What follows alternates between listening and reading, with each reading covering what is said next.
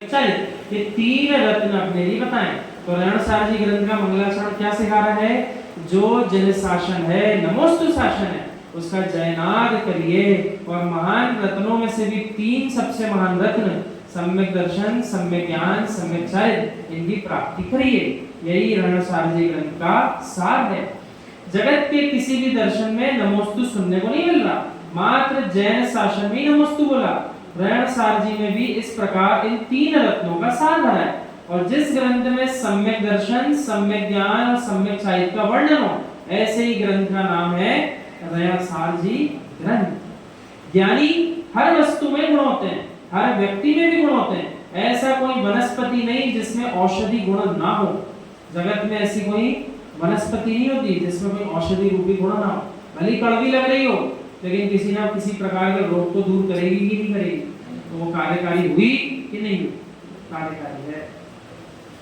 इसी प्रकार जो मंगलाचरण है, नमी दूण वड्डमानम परमपाणम जनम तिसुद्देन वोक्षामि रणसारम सायारण यार धम्मिणम।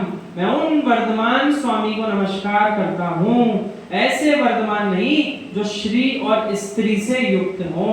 दो को सबसे पहले छुड़ाया जिनागम में, श्री और स्त्री। यानी श्रीमान स्त्रीमान ये कोई परमात्मा नहीं होते।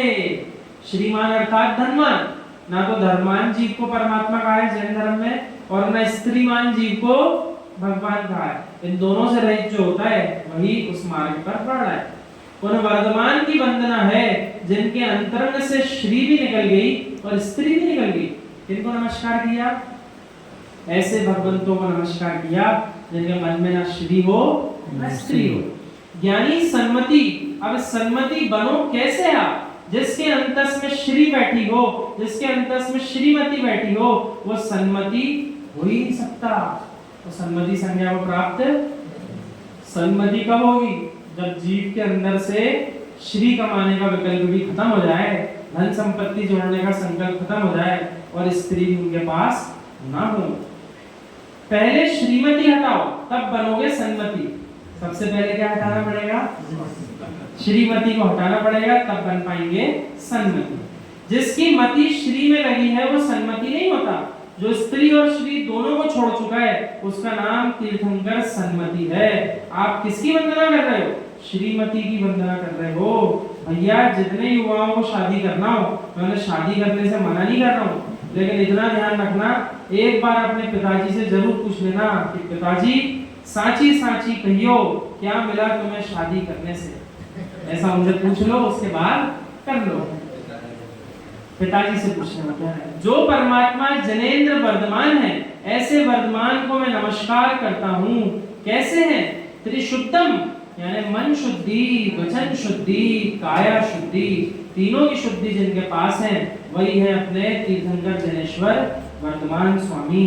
इस प्रकार जो है मंगलाचरण की जो गाथा है वो यहाँ पर आज पूर्ण हुई।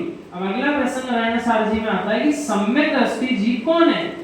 प्रसंग क्या आया है? सम्यक दृष्टि जीव कौन है। उसके लिए आचार्य परमेश्वरी ने गाथा बताई। पुव्वम जड़े ही भणिदम जहट्टियम गण हरिहिम विखरिदम पुव्वाइरेक कम्मज्जम तम्बोलदि जो सदिठै। अर्थात जो वस्तुतः निश्चय से सम्यक दृष्टि है, वह पूर्व काल में जिनेंद्रों ने जो कहा, गणधरों ने उसी सत्य को विस्तृत रूप दिया और विस्तार रूप से बताया, और जो पूर्वाचार्यों के क्रम से यानी परंपरा से प्राप्त हुआ उसी को यह आगम ग्रंथ कहता है। क्या सुनाया जा रहा है? सम्यक दृष्टि कौन है? तो ये परिभाषा इस गाथा में ऐसी आई कि कोई विशेष व्यक्ति ही बता रहा है सम्यक दृष्टि होता कौन है। यहाँ बताने वाले कौन है? सबसे पहले नाम आया शाश्वत जिनेंद्र भगवान का। उनके श्रीमुख से निकला कि सम्यक दृष्टि कौन है। दूसरा, उनकी वाणी को झेला गणधर परमेश्वरी ने। तो गणधर भगवंतों ने जब झेल लिया तो उसका विस्तार रूप करके जगत के जीवों के सामने पेश किया। अगर उस विस्तार रूप वाणी को अपने बीच लाए तो उसकी विस्तार पूर्ण वाणी बड़ी कठिन थी और प्राकृत भाषा आप और हमको समझ में नहीं आती। तो पूर्वाचार्यों ने उसको सरल करके हमें हिंदी भाषा में, अपनी मातृभाषा में भी समझा दिया। और उसी प्रकार से सम्यक दर्शन की, सम्यक दृष्टि जीव की परिभाषा भी इस आगम ग्रंथ में आ पाई है। आज उसी को पढ़ना हम प्रारंभ कर रहे हैं।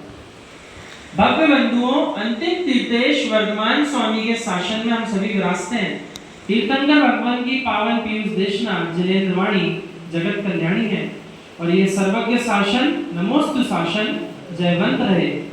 आचार्य भगवान कुंद कुंद स्वामी जी ग्रंथराज हरियाणा सार जी में सत्यार्थ स्वरूप का व्याख्यान करते हुए यहाँ समझा रहे हैं कि वस्तु व्यवस्था व्यवस्थित है।